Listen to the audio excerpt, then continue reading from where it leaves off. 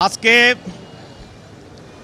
সাবেক আইসিটি মন্ত্রী জুনায়েদ আহমেদ পলক এবং সাবেক মন্ত্রী অবৈধ মন্ত্রী রাশেদ খান মেনন, হাসানুল হক ইনু, ফারজানা রুফা এবং নুর ইসলাম সুজন, ডাক্তার দীপু মনুই, আবদুল্লাহ আল মামুন, এই 7 জনকে আজকে বিজ্ঞ আদালতে তদন্তকারী কর্মকর্তা তেজগাঁও থানা মামলা নম্বর 2924, এটি একটি হত্যা মামলা। এই হত্যা মামলায় আজকে আদালতে উপস্থাপিত করেন এবং এই মামলা তাদেরকে সৌনির্দেশ দেখানো হয় এবং তদন্তকারী কর্মকর্তা সৌনির্দেশের প্রার্থনা করেন এবং বলেন যে এই আসামিগণ এই হত্যা মামলার যিনি হত্যা ডিসিজ তার এই হত্যার সঙ্গে এই আসামিদেরকে প্রাথমিক তদন্তে তাদেরকে জড়িত থাকার বিষয়টা উদ্ঘাটিত হওয়ার কারণে তাদেরকে এই মামলায় সৌনির্দেশ করা হোক।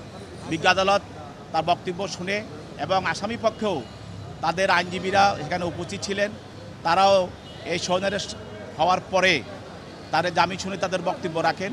বিজ্ঞ আদালত তাদের সৌনির্দেশ করে জামিন প্রার্থনা নামঞ্জুর করেন। আর আরেকটি মামলায়, এটা হলো আদাবর থানা মামলায়, এটাও একটি হত্যা মামলা। এই হত্যা মামলায় আপনারা জানেন সাবেক ডেপুটি অ্যাটর্নি জেনারেল মেহেদী হাসান, যিনি সুপ্রিম কোর্ট বারের ভোট চুরি কারচুপির জন্য যিনি স্রষ্টা, তাকেও রাজপথে হত্যা মামলায় আন্দোলন সংগ্রামে সেই কোটা বিরোধী আন্দোলন বিরুদ্ধে ছিলেন, তাকেও এই হত্যা মামলায় সৌনির্দেশ করা হয় এবং তাকেও বিজ্ঞ আদালত সৌনির্দেশ করে তাকে জেল হাজতে প্রেরণ করেন।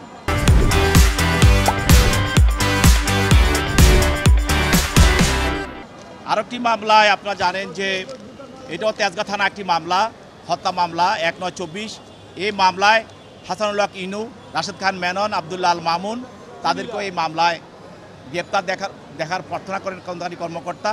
এই হত্যা মামলার প্রাথমিক তদন্তকারী কর্মকর্তা তাদেরকে জড়িত থাকার বিষয়টি উদ্ঘাটিত করেন এবং জড়িতার বিষয়টি নিশ্চিত করেন বিদায় এখানে তাদেরকে এই মামলায় সৌনির্দেশের প্রার্থনা করেন। বিজ্ঞ আদালত প্রার্থনা মঞ্জুর করে তাদেরকে এই মামলায় গ্রেপ্তার দেখান। আরেকটি মামলা আপনি জানেন যে যাত্রাবাড়ি থানা মামলা, এটা একটি হত্যা মামলা। এই হত্যা মামলায় নুর ইসলাম সুজন এবং আমাদের রেলওয়ে ধ্বংসকারী হাজার কোটি টাকা লোবটকারী যে নুর ইসলাম সুজন, তাকে এই মামলায় এই হত্যা মামলায় যিনি মারা যান রফিকুল ইসলাম, গত 18/7/24 তারিখে সে যাত্রাবাড়ির মোড়ে তাকে গুলি করে হত্যা করা হয়। এই মামলায়ও তদন্তকারী কর্মকর্তা নুর ইসলাম সুজনকে এই মামলায় সৌনির্দেশ দেখানোর জন্য আবেদন করেন এবং 5 দিনের রিমান্ড প্রার্থনা করেন। 10 দিনের রিমান্ড প্রার্থনা করেন। বিজ্ঞ আদালত সৌনির্দেশ মঞ্জুর করে এবং তার বিরুদ্ধে 5 দিনের রিমান্ড মঞ্জুর করেন। আরেকটি মামলায় আপনারা জানেন যে কোটা এবং বৈষম্যবিরোধী আন্দোলন, ছাত্র আন্দোলন, এই ছাত্র আন্দোলনের সারা বাংলাদেশে প্রায় 1240 জন লোক যে নিহত হয়েছেন, ছাত্র জনতা নিহত হয়েছেন, এই নিহত হওয়ার পিছনে যে লোকটির মুখ্য ভূমিকা পালন করেছিলেন সাবেক আইজিপি আবদুল্লাহ আল মামুন, এবং তাকে এই 8টি হত্যা মামলায় 5/1/24 আগে সৌনির্দেশ দেখানো হয়েছিল এবং এই মামলায় রাশেদ খান মেননকেও আরও আগে সৌনির্দেশ দেখানো হয়েছিল। এই মামলায় তাদের আইনজীবীরা জামিন প্রার্থনা করেন, বিজ্ঞ আদালত আসামি পক্ষ জামিন প্রার্থনা করেন এবং প্রসিকিউশন পক্ষে আমরা তার জামিনের বিরোধিতা করি, বলি যে আসামিরা বোনাফাইড একজন, তারা ক্রিমিনাল এবং তারা এই হত্যার সঙ্গে জড়িত। তারা যদি বের হয় দেশে অশান্তি হবে এবং পেশিবাদের দোষরা যারা এখনও লুকিয়ে আছে তাদের সঙ্গে মিলে দেশের অশান্তি সৃষ্টি করবে এবং শান্তি শৃঙ্খলা বিঘ্নিত করবে। সেই জন্য তাদের জামিনের আবেদন নামঞ্জুর করা হোক। বিজ্ঞ আদালত প্রার্থনা মতে তাদের জামিনের প্রার্থনা নামঞ্জুর করে তাদেরকে জেল হাজতে প্রেরণ করেন।